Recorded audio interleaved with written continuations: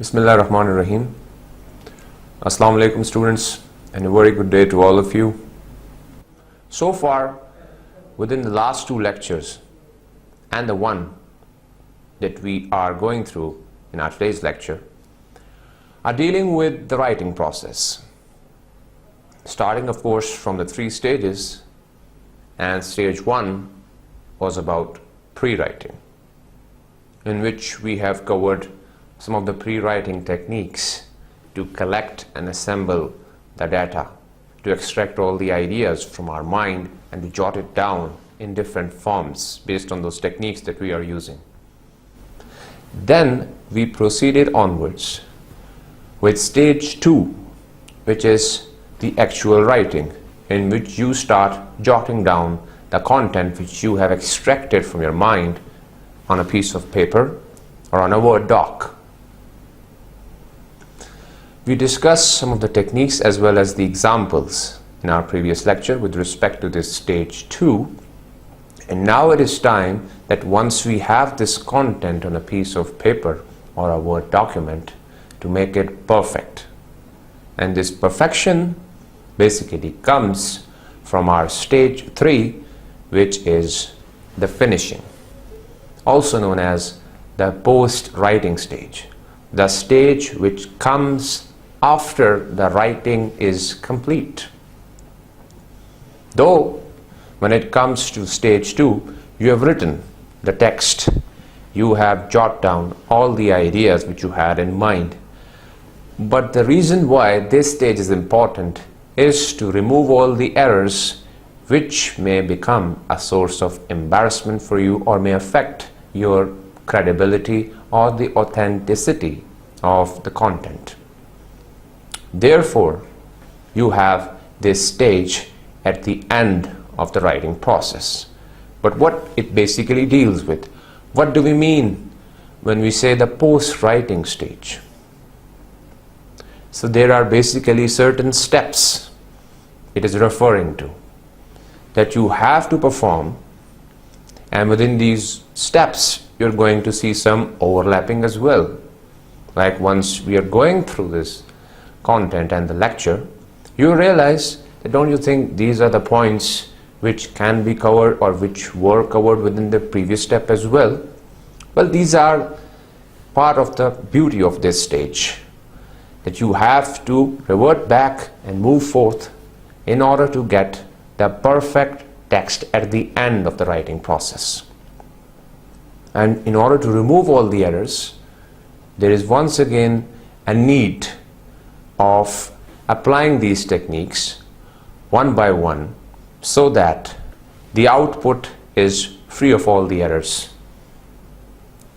So if we move ahead and start looking at those steps or those techniques which are used within the post-writing stage, most of these are starting from the letter R, and you realize it all begins from responding. Then you of course move to revising your written content, the result of stage two.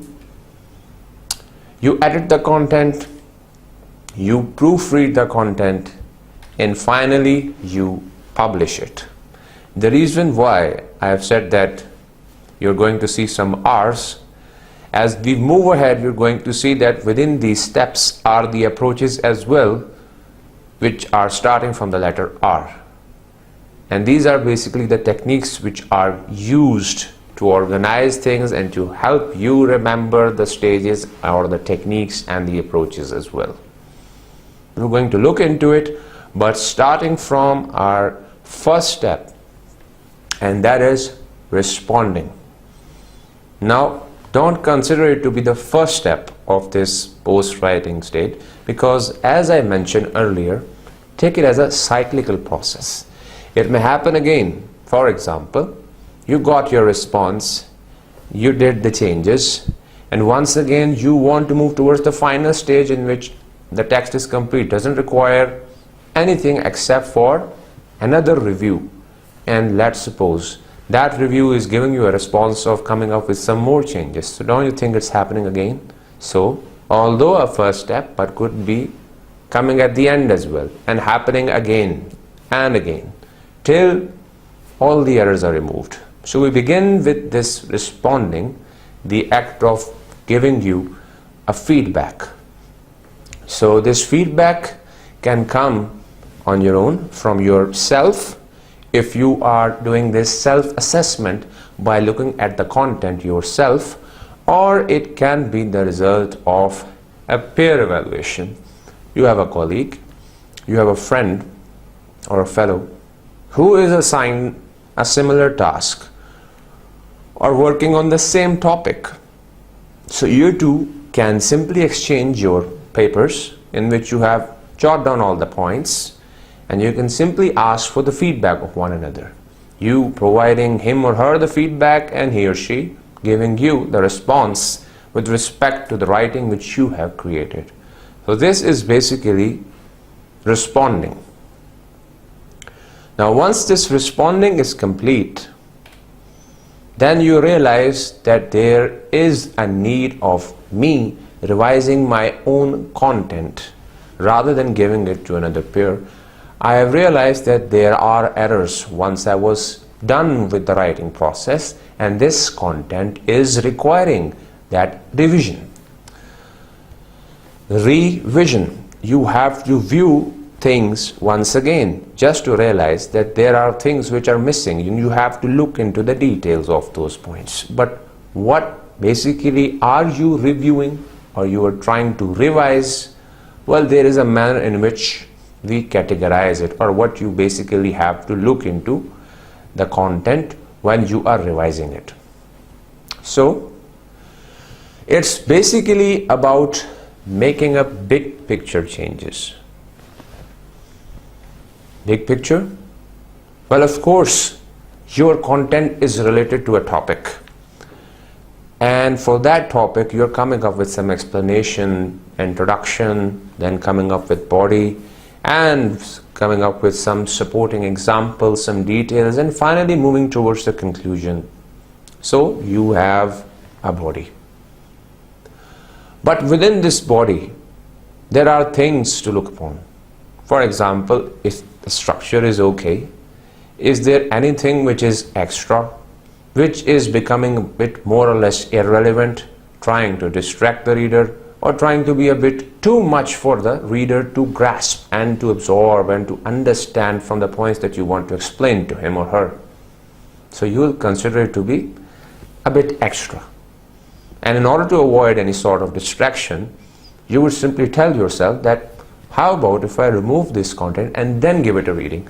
Maybe still there is a coherence, there are links, and the reader is able to go through step 1 till the last step, and there won't be any issue in this process of comprehension. So this was just one example of why you revise, and basically for the big picture changes in the bigger picture of the whole content. We are looking at the text as a big whole rather than going into the details of within the paragraphs and within the sentences, because that will be something more narrow. And right now we are not trying to be more narrow, rather we are trying to look at broadly the overall structure. This is basically the first step, which is why it's called as revising. Of course, coming after this responding, so if you are moving in this stepwise procedure, take it as step 2. But when it comes to your own exercise, so this is the step in which you are looking at this content throughout its structure, starting from the first line till the very last line. So as I mentioned, your focus remains on removing whole sections. If you feel like this section is becoming a bit more confusing, you may remove it.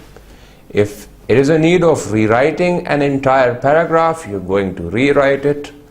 And if there is something which is missing and you think that it's required and there is a need of an addition, you're going to add in information which the reader is also expecting.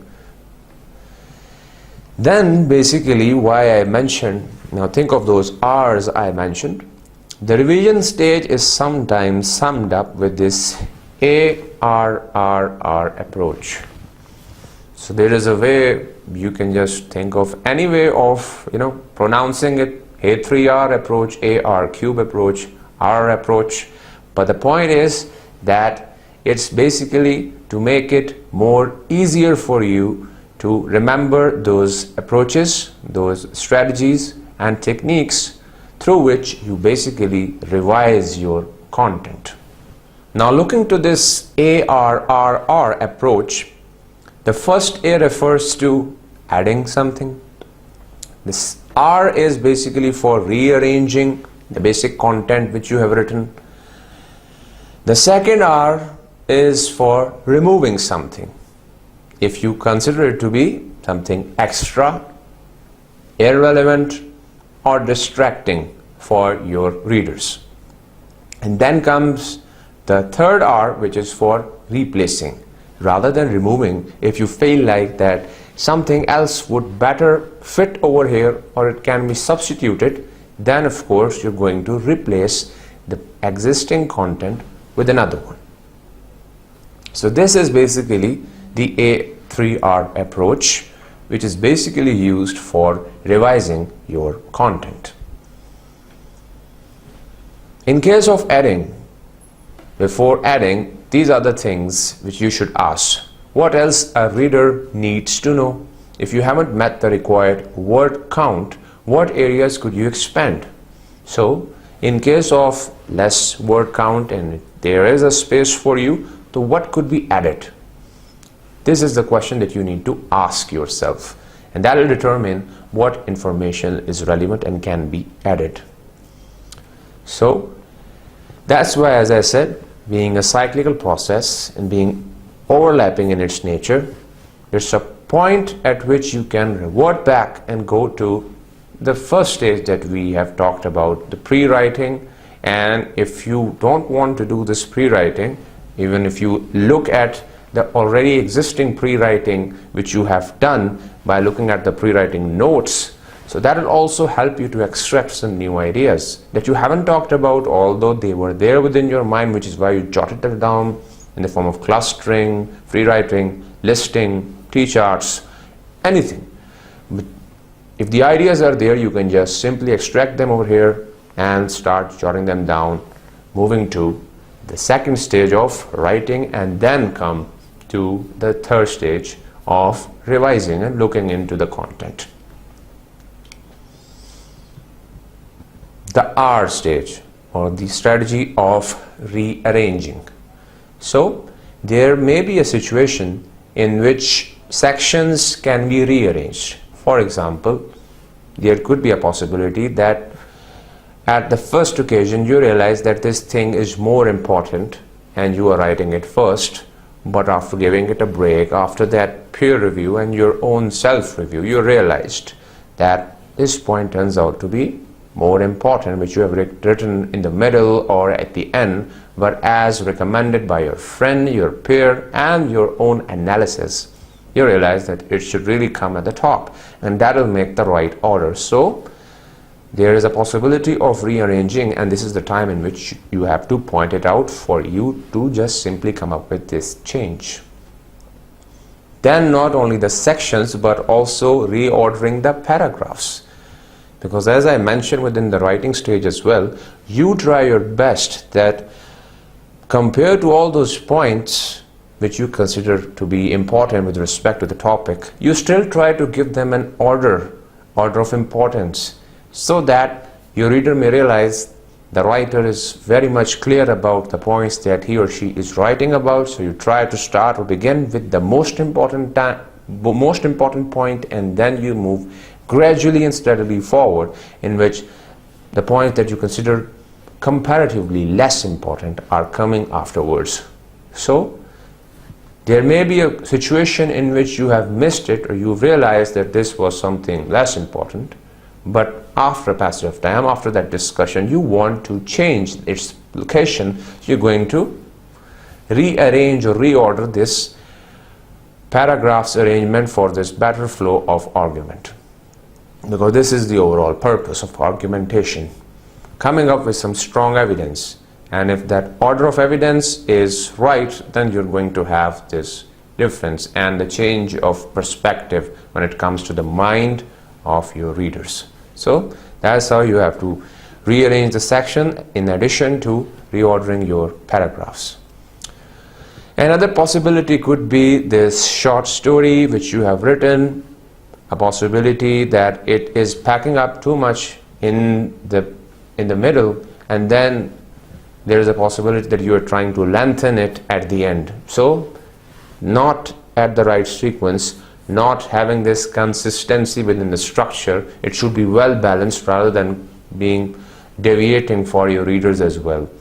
Because at the end of the day, if they are saying that not much details were provided and all of a sudden so much detail within the conclusion may cause some confusion for your readers as well. So there is always a need to keep a perfect balance, and that's why you can rearrange the content to have a steady flow of argument, and of course for moving from more important thing to the less important.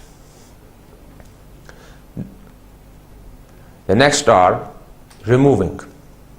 As I mentioned earlier, there are certain points, as written over here in red as well, which doesn't work out. You have written them, of course, as a result of this pre-writing strategy. You thought that these are the points which could be mentioned over here, but when you really started the writing process and writing about all those ideas, they were not fitting into the overall picture, overall body of the text, and that's why you feel like that if this point can be removed, so it will become more coherent, more logical. So this is the stage or the approach, the strategy through which you are in a position to remove that idea and everything which you have talked about it, so that better connection and link can be established between the information which is already existing within the text.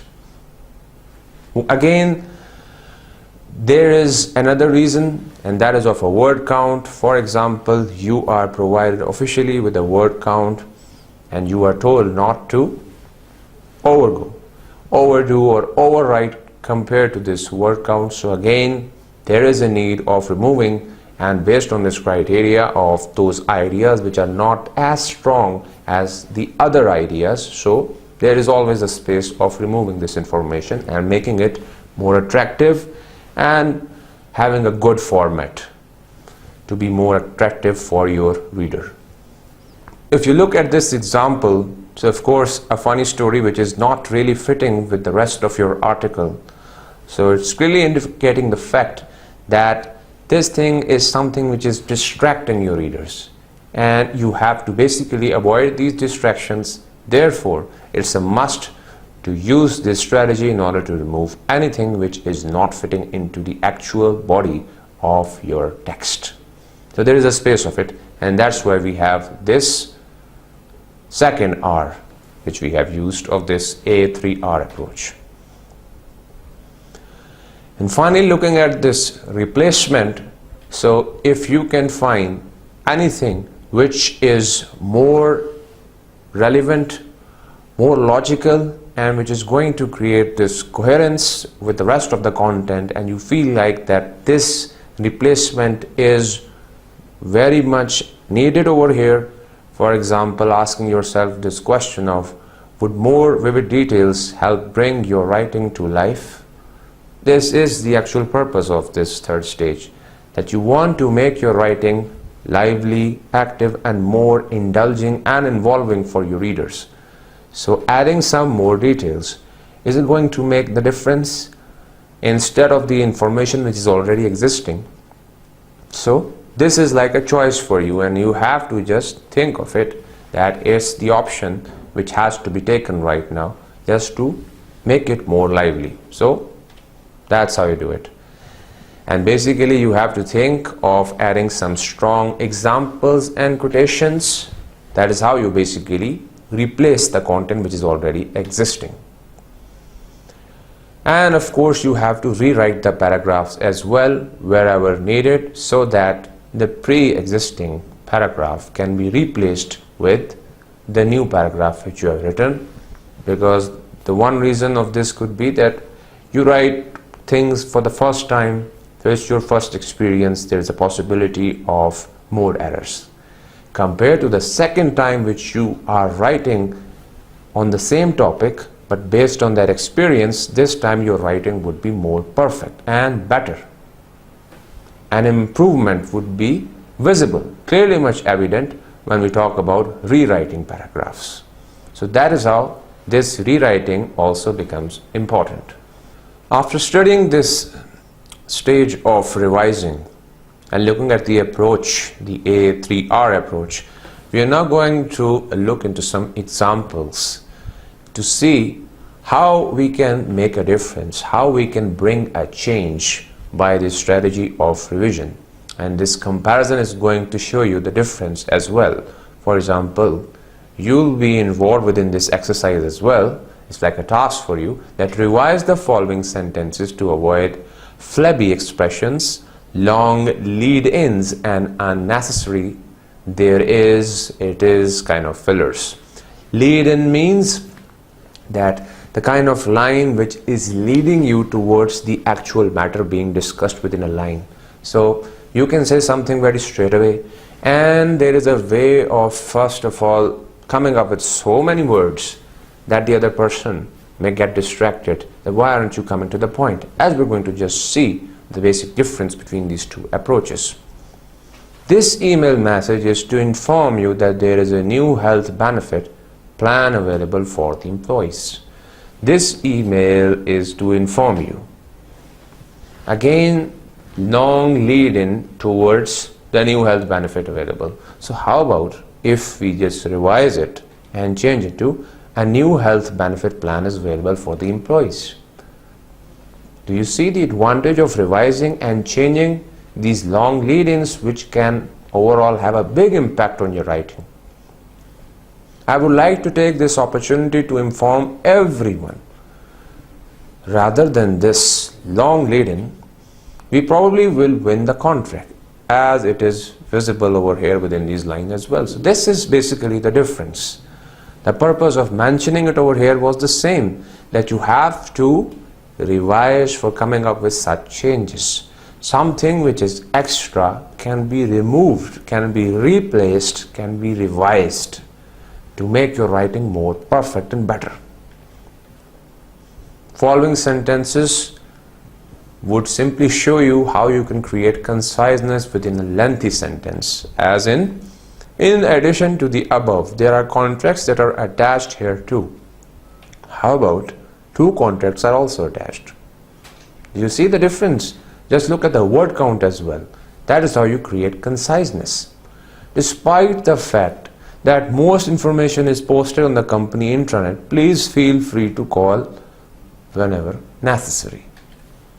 Although most information is posted on the company intranet, please call whenever necessary. So that is how you have to restructure, replace some new words over the words which you are using or which you have used within your draft, developed or created from the second stage writing process or drafting. You look at some other ones. By revising the following sentences, you have to avoid the redundancy, dull and overused expression and jargons and slangs to make it more attractive, to make it more comprehensible. So, by avoiding these things which are already existing in this example, Miss Miller, who shoots straight from the shoulder, coming up with an expression, demanded final completion by January 1. Miss Miller, who is straightforward, demanded completion by January 1. So, starting from those long lead-ins till coming up with these and such expressions, and if you change them by revising, can create such difference.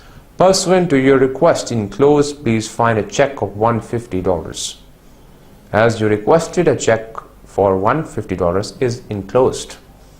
So, just look at the situation in which you are writing, then just think of the exact and the right choice of words at the right time, keeping in view the context in which you are writing, and your revision is going to make really a difference.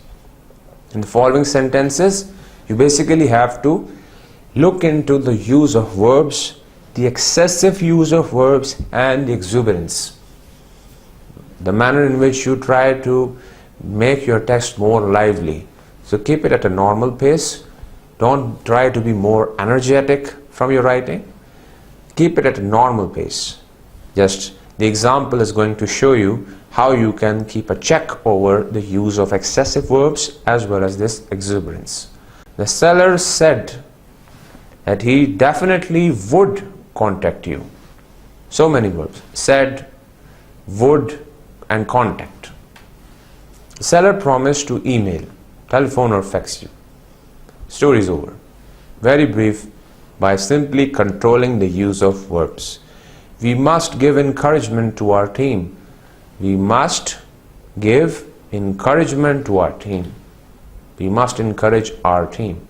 So why giving encouragement when you can just simply encourage your team? So this is just a simplified example of how you get a change by revising using the A3R approach. But the point here is that you can really make a difference once you go through this stage 3 of post writing and apply these strategies, these approaches to change, revise, replace, rearrange, reorder, so many R's once again. But the point is to come up with a better form of the text. Another one for you, as you can see over here, rather than writing it in this form, now we know the significance of bullets and vertical list as well. It helps to organize things. So there are certain points which are written over here. Trainer will demonstrate how to do this, how to do that, creating podcast, sharing multiple programs, and maintaining an internet directory. That is how you can write it. These are the tasks which will be demonstrated.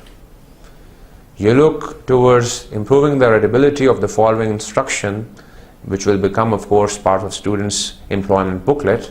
So these are the details, but instead of writing them in such haphazard form, if we just write it in the form of bullets, can really do the job. That will make it more legible, more comprehensible, more organized and structured. So this is the ideas which are basically developed as a result of this revision.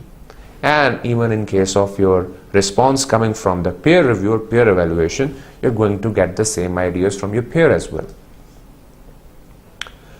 Now once this revision is complete, you can now look to the next overlapping stage, which is basically coming from this stage of revision. Once you have revised, now you are in a position to come up with some editing.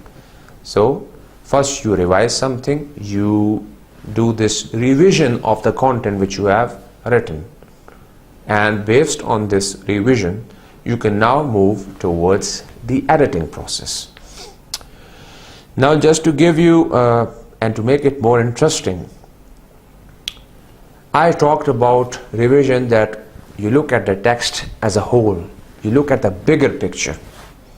To make this editing more easier for you to understand, now you go into that body and you start looking into the details of that body, the manner in which the overall body has been structured, the manner in which paragraphs have been arranged, the manner in which one sentence is leading towards the other, which means that you are looking towards spelling, the grammar, the sentence structure, the logic, whether is there any digression happening or not. So these are the things which you are observing when it comes to your editing.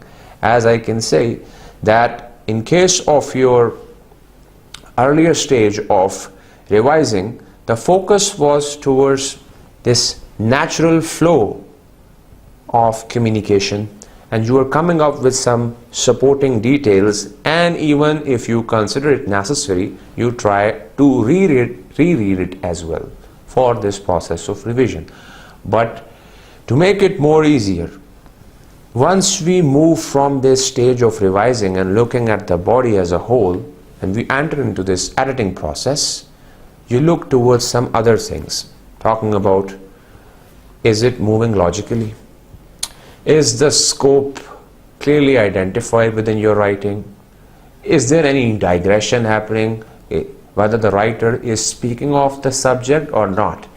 Is he or she staying focused towards the topic or not? Now, if we talk about this stage of editing, your focus would remain on looking at the depth of the information being provided within the text, whether it's there or not. If there is anything which is becoming like an irrelevant detail, of course you would recommend that it has to be removed. Then of course you look at whether is there any gap within the logical sequence, the logical flow of information. That means you're looking at the clarity of the information within this phase of editing as well, and you're going to bring the change as well. Within the gaps of information which is being provided within the text, whether is there any gap in the information, something is missing or creating this vacuum, then of course there will be a need that you will also realize of defining terms as well. So these are some of the factors that you consider when it comes to your editing. Just a brief overview.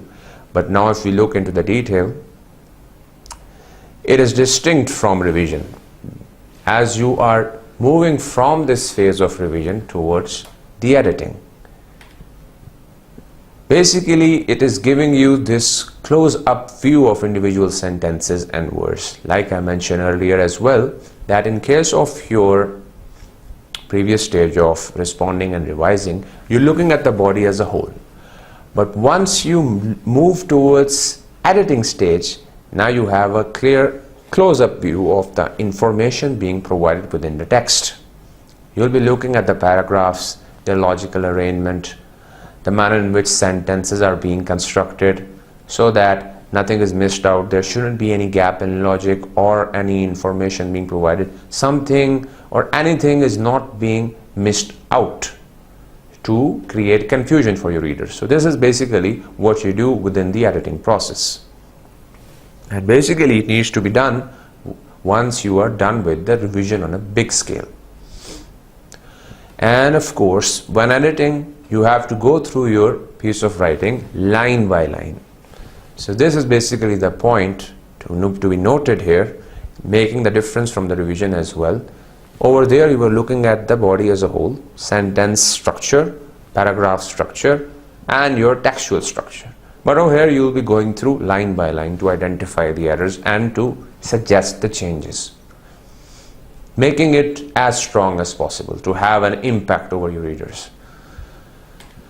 Now the manner in which you do the editing and the manner in which you identify the errors, of course one problem could be that you are using one term time and again and again. So that will become the cause of redundancy. And the manner of avoiding this redundancy is the use of thesaurus. Thesaurus is also available in the Microsoft Office Word document. The option is clearly much evident over there. You right click on the word, you see the option of thesaurus, it will give you the alternatives that you can simply use over here. Otherwise thesaurus is itself available as well, which will give you the alternative of word, but you have to keep in view the context in which you want to use that word, because the alternatives are there. The computer will give you the options, but it doesn't know the kind of context in which you want to use the alternative word. You will be deciding whether this word really fits into the environment in which you are using the word or not. Again, sometimes sentences are hard to understand, which means you have to rewrite them to make them more clear. Another way of editing is that you have to cut or remove expressions such as just or quite or very, really, generally, because these can be removed, not very much necessary when it comes to your written content, because these are certain words that I would or I might be using as well unconsciously within my spoken communication while delivering my lecture. But when it comes to your written form, you have the space of removing them, because they are actually not giving you any space of thinking. But in case of delivering a lecture, these are the words in which your mind is working and you extract the right word at the right time in the meanwhile you're using or uttering these words. So these are the words which can be avoided when it comes to your written form. Then you have to look for the subject-verb agreement, whether the subject being used or the verb being used with the subject actually fits as per the rules, as per the agreed rules and conventions of English language, or if there is an error, how can I omit the error, how can I remove it to make it better. And you have to look at the use of tense as well, whether I'm using the right tense or not. And basically it's the consistent use of tense.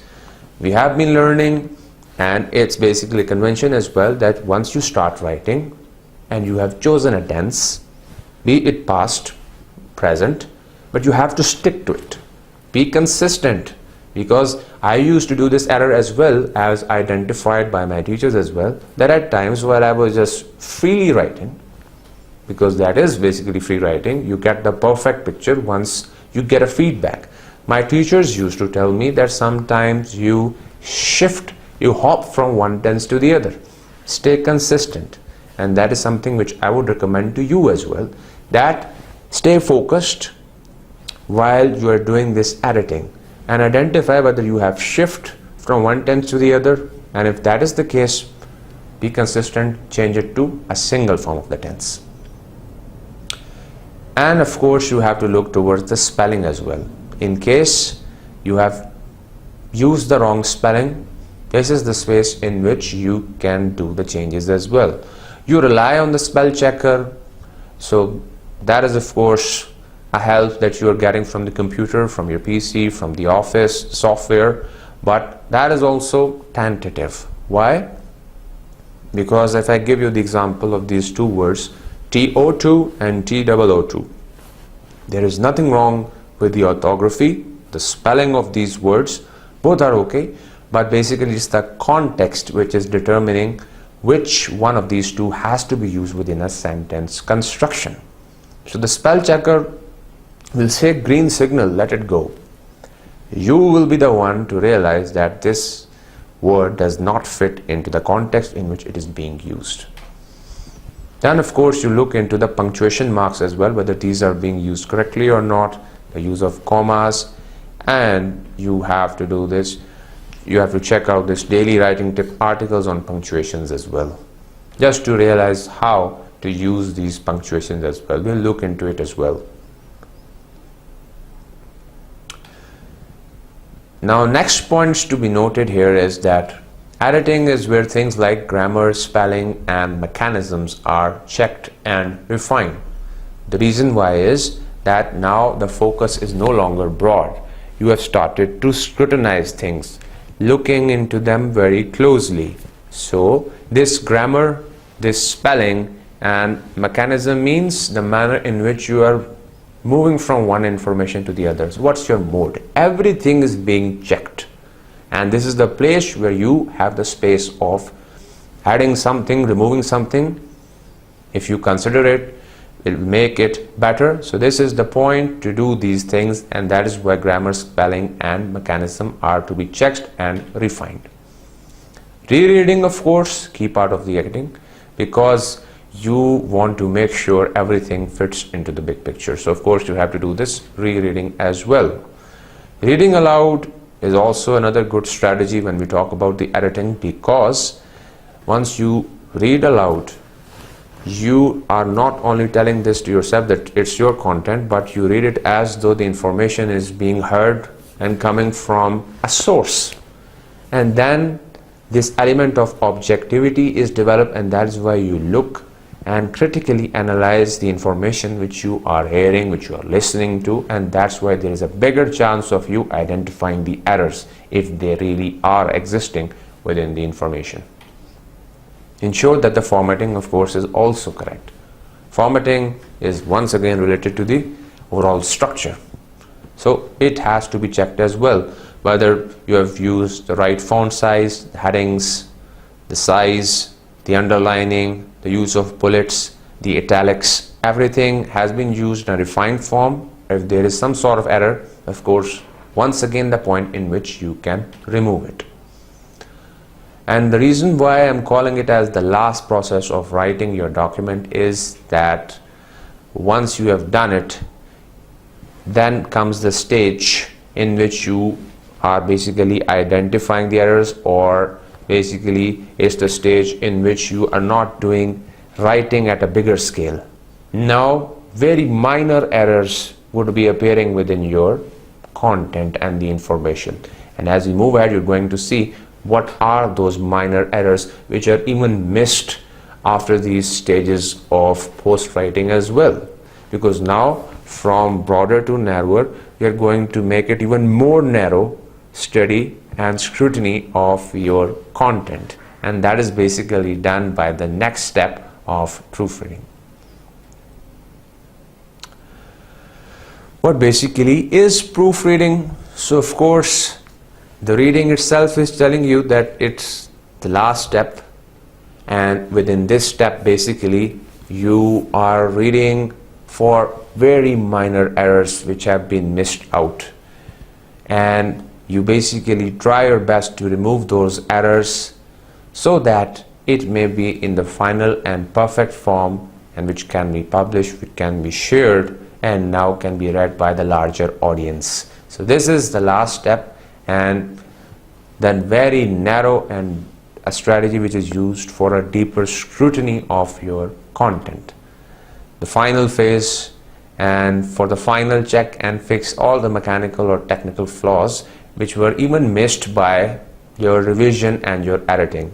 So these are the things which you have to check: a final check on your grammar, a final check on your punctuation, names and numbers, and of course the spelling as well. For example, as I gave you the example of the word to and two, so they seem like as though they are okay because their spellings are okay, but the problem comes within the context, and you call these two words as homophones. They are generally and linguistically known as the homophones, the words which have this same sound pattern, the same pronunciation, but the manner of their orthography or spelling is different. So this proofreading is basically used to check for these homophones if they have been used incorrectly, and if these are used incorrectly it can be corrected and rectified. So focus on spelling, grammar, punctuation, names and numbers, and format, and of course checking the different elements of layout as well, whether headings, paragraph, illustrations and colors have been used in a correct format, or if there is any error it can be highlighted or pointed out as well. This is also a point to be noted here, as you will see in the upcoming slides as well. Now what to watch for when we talk about this step of proofreading? These are the things that you are basically checking within the final content which has gone through the stages of responding, revising, editing, and now the stage of proofreading. You give a final check to the spellings of the words. You check what kind of things are already inserted or what needs to be inserted. If there is anything deleted within the previous stages, what were these stages, what were those words or phrases, and what else is still there and can be deleted. Then of course, in case of a need of capitalization, if that's not the case, you're going to highlight it. Then a need of using the punctuation marks, you're going to use it as well.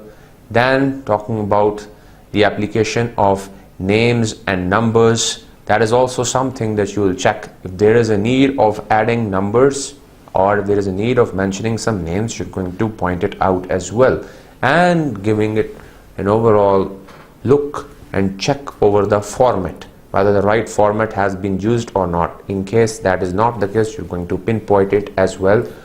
Where are the points in which there is a deviation from the font which has to be used, or the format is not being followed in the manner in which it was provided. So this is like a final check for all these things, so that you can move and proceed onwards towards the last stage, which basically is a stage also very important and takes you toward making it more accessible for the audience, and we're going to move towards it. But for now, talking about proofreading, there are basically certain guidelines like a checklist for you as well to become a beginner of this proofreading. What you basically have to do is you have to go through these phases of reviewing or proofreading, and these will help you, will provide you some guidelines of going through the proofreading stage or the proofreading strategy. So if we start from the first phase of reviewing, you have to check whether the appropriate format has been used, whether the style is consistent, headings are used, the terminologies are rightly used, the proper spacing and font is there, then the correct numbering of figures and tables is there. You check all these things.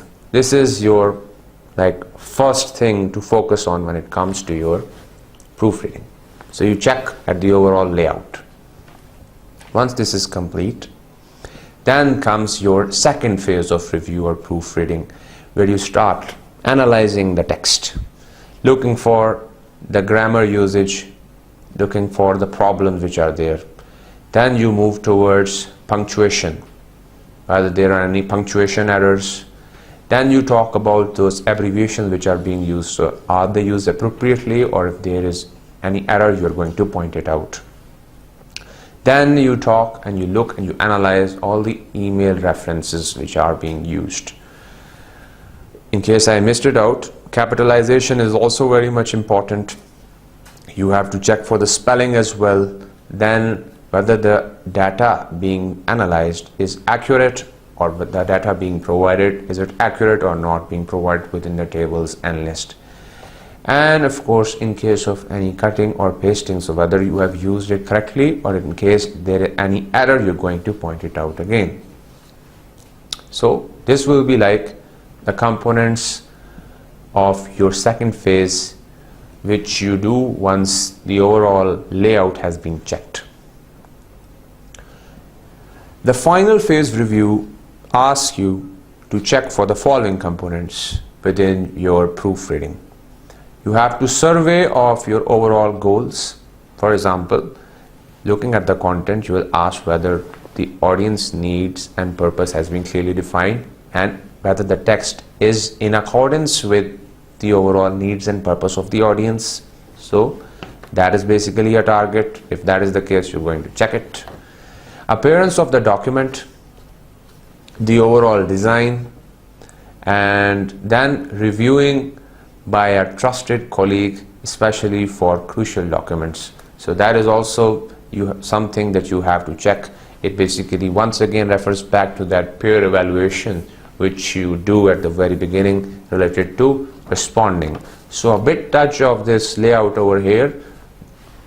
At the beginning of this proofreading, you give a picture, you look at the picture, then you look at the text, whether things are properly arranged, all the things which are required are there or not.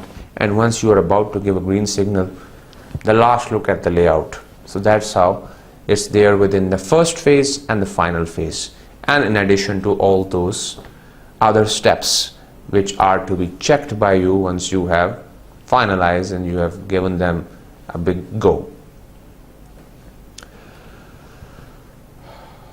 Now this is very helpful for you to remember in case you are required to proofread any document which has been finalized based on the post-writing strategies of responding, revising, and editing. So once it has gone through it, these are basically the marks which are used for proofreading a text, especially when it comes to proofreading a text in the form of this piece of paper. So if you are provided some information, written or typed information in a piece of paper, and you are provided with a pen, then these are the marks which basically you are supposed to use for proofreading. So if you look at these marks, this mark has to be used for deletion. You basically see a line, and within that line you find something, a phrase or a word or a line, even a paragraph that you think is irrelevant. You're going to place it at the top, which means that you have to delete it. For capitalization, this is the sign. For instead of capitalizing, you have to make it smaller, make it of lowercase. This is the mark to place. For transposition, changing the position of words, then you place this sign. For there are certain occasions in which when I myself sometimes while typing, so cannot, sometimes we write can and not separately, where even the spell checker and the grammar checking of Microsoft Word identifies the error, tells me that you have to simply close it up. So that cannot becomes one word. So basically this is a sign to use when you have to mark this thing that it has to be closed up. For inserting a word, this is the word to be used. For inserting a space between two words, you have to use this mark. This hashtag, linguistically speaking, refers to a space. Creating a space, and for inserting a space means you have to use this symbol. Inserting a punctuation or a comma means you have to insert this comma, as you can see over here. Inserting a period means full stop, you have to use this sign. And if you want to say, rather than writing just in a steady flow, without having any break between the text in the form of paragraph, then you have to place this sign over the point where you want that from this point onwards you have to start a new paragraph. So that's how these signs become very much important, and the manner in which you can use these signs is this. If you look at this example, a text which has been written for you right now, this text looks a bit confusing because it has been proofread by a teacher. So over here, as you can see, it's a marked copy, and looking at the first line, this is the symbol, and this symbol is clearly indicating that you have to remove this. This is to inform you. You move ahead, this is another mark for you. A month has to be written in capitalized letter, so this September's S has been written in lowercase, which has to be corrected as well. You look at this point, so after the date there should have been a punctuation mark of a comma which is missing, that's why you have to insert a comma. Then an indication of lowercase. Look over here, there is a need of inserting a space over here, and then you talk about this area over here. It is saying that you have to remove it with doors, a replacement, an insertion of doors, then an insertion of semicolon. Then look at this close-up, cannot. Again, this example, I gave my own reference, but over here the reference is here as well, but it's not my writing personally, it's an example for you. So over here you can use this word rather than utilize, that's why it has been referred. And over here in this, at this point, it's saying that you have to remove the S so that it may become exits rather than exist. So you can see the manner over here. I found another one. I wanted to show you the application of all the marks, and almost I was able to find it luckily. So this is transposition. You have to change it so that it may be read as alarms rather than alarms. So there is a need of transposition. So a good example, you can do this practice as well by giving yourself a task or writing a text very quickly, and then the other fellow can simply proofread it for you based on these marks which you have learned by this lecture. So it's a good strategy. Just try to remember the marks, and once you will practice this proofreading, you'll be able to memorize these marks as well of deletion and insertion. Insertion is being used with almost all the punctuation marks. You basically have to write that letter that you want to insert under this banded triangle. So this is basically what you have to do when it comes to the proofreading. This is like another example, making it more formal, more official. This is the kind of proofreading which has been done of an inter-office memo. And look at the manner in which The words are recommended for being inserted, for deletion, again deletion, deletion. This one becomes a bit more restricted to the use of insertion and deletion. But the previous example was more or less related to the application of all the marks, just to make you realize how you can use those proofreading marks. Hope it turned out to be interesting for you as well, the application of these marks. Just give it a try, write something, do this quick writing so that it may be of some errors as well. Give it to your friend, give it to your fellow, and then just tell him or her to do this proofreading based on the marks that you have learned today. And you can just take his or her writing as well to learn the application of these marks yourself as well. But once again, the point remains that it is something which you can do on a page. In case of a Word document, it will be a bit different. And basically, we're going to look into it as well. This will be the last stage of your whole writing process. Finally, the stage is here that your writing is complete. Nothing to worry about, no more errors, no more mistakes which will be highlighted. You have passed all the signs which were simply telling you that it's a red light. No more red lights, now it's just the green light. You can move ahead, now you can publish your content. Publishing doesn't mean that it has to be there in a book form, shouldn't be there on a journal, shouldn't be there in a magazine.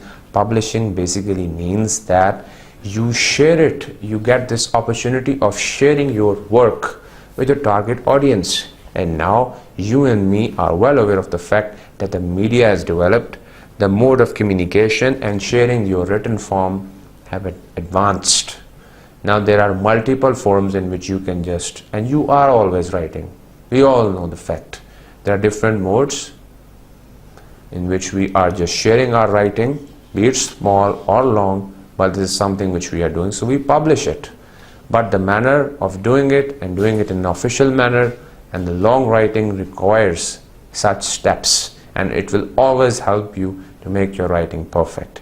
So this is also another step to be noted here, that you basically secure co-authorship and copyright permission as well, because as we all know, we do this writing, and within our writing we have and we cite certain sources as well. We cite the works of different authors as well. Sometimes we are using the works of different people, we are giving their references as well. So instead of just making it seem like as though you have written something or it's your own idea, you basically cite the author and provide its clear-cut and detailed reference at the end of your work once your writing is complete. So you basically provide these end details in the form of a reference list or a bibliography as well, to avoid basically this copyrights issue. To secure copyrights, you do this publishing as well, and you do these references, you provide these references as well to get affected from these copyrights issue as well. If you are referring to someone, if you are citing someone, so you have to provide the details within the bibliography. And once you publish your own writing, so it secures the copyrights as well. Once you are cited or once you are quoted at some forum as well, so permission will be taken from you, whether we should cite you, whether can we use your work, or if your work is being used, so you will be cited, so that the main source may not be ignored while their ideas are being referred to or while their ideas are being discussed within some new form of writing. So this is basically the step when it comes to your publishing. Now this is basically a cycle that I believe would not look that much complex to you, and it is basically no longer that difficult, because if you look at it very closely, you realize that it's just turning it into a cycle which happens again and again. It's a cyclical process. You have to write and you have to go through all these stages. It's just for your own guidance and to make it short for you to understand what points to do and at what point are you once you're doing the writing. So it will help you to just give you the guidance. It's like a road map to your treasure, and that treasure is basically over here. You basically reach your destiny. You start from here, you gradually move through all these stages, and this is your treasure, the treasure island. So just keep in mind all the points, nothing should be missed out, and in this way you will know how to begin the writing process. Whenever you have to write something, you will know how to extract all the ideas. Once you have jotted down all the ideas by giving them the form of clusters, list, or any other, you will begin writing the content. You will prepare your draft. You may write your draft again based on the errors which you have committed. Even if you get convinced, you have to move towards the next stage, and that is taking responses from your peers, then doing this revision, then doing the editing. Again, the story does not come to an end. It has to be proofread as well, and this proofreading would also identify very minor errors, as you have just seen that this minor errors of capitalization, spacing, deletion and insertion can really have a big impact over your writing. So if you avoid these by going through all these stages, you will not face any issue at the end of the day, and your writing would be perfect. And now, be it any form of writing, you go through the steps, you can write anything. All it demands is a practice, and if you're doing this practice, you'll do it perfectly. So if I give it a conclusion, we have successfully completed the writing process, and in our today's lecture we started with the post-writing technique. Now just look at the manner in which we have covered all these strategies. Writing itself seemed like a process that you do for few minutes, but it basically demands this detailed exercise, and that is why it was discussed in detail as well. So hopefully these examples and techniques would be helpful for you once you start coming up with your own writing. Just one point that I would like to mention over here is that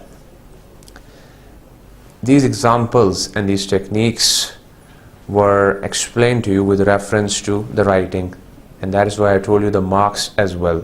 But now I'll be telling you how to simply use your Microsoft Office Word document for editing, for tracking the changes, for adding comments.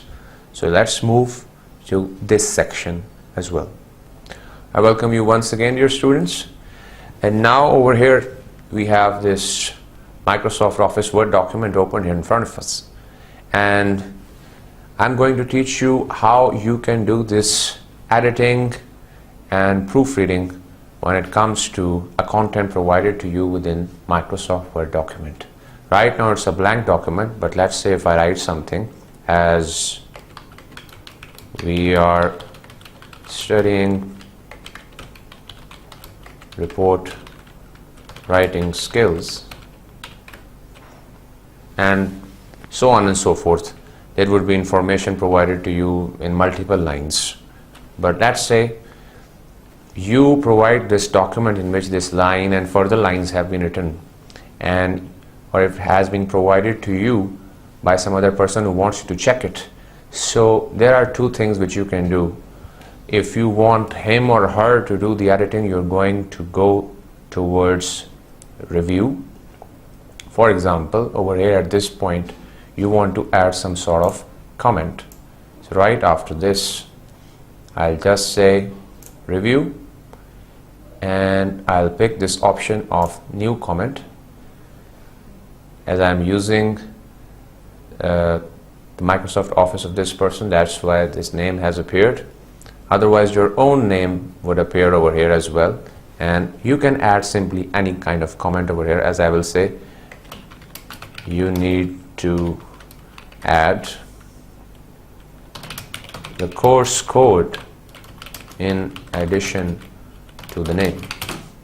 Now this thing has been saved along with the skills. Whenever you will touch this, you have a comment for this. You have this, If you want to see the comment, that is how it will appear.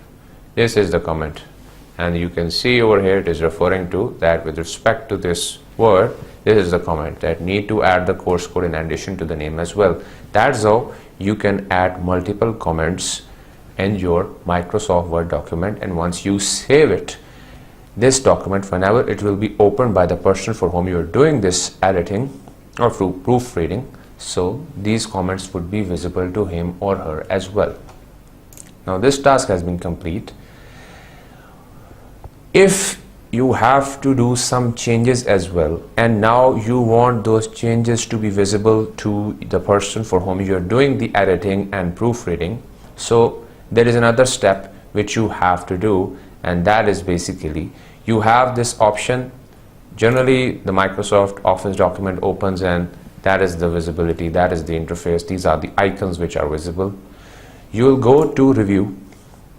Within this review you have this option of track changes. You're going to click over it, and this click has turned this option on. Now whatever you're going to do will be changed and it will be tracked as well. For example, rather than calling it report writing skills, if I change it to communication skills, that is also another subject, or any kind of change. Now this thing has placed a mark over here as well, and this mark would remain once you save it. You save it, this mark is going to stay over here, and this red mark will simply show that some sort of change has been done by the person who has checked, who has reviewed, and who has edited the content. But now if you really want to see what sort of change has been done, you will go over here on the right hand side of this icon of track changes, jot it down and click on all markup. This all markup would show you the word which was written by that person or by the person who has checked. This is the word which has been replaced. Report writing was the word which was there in the original document. If you want to see the original document, click on the original. So over here it was written report writing.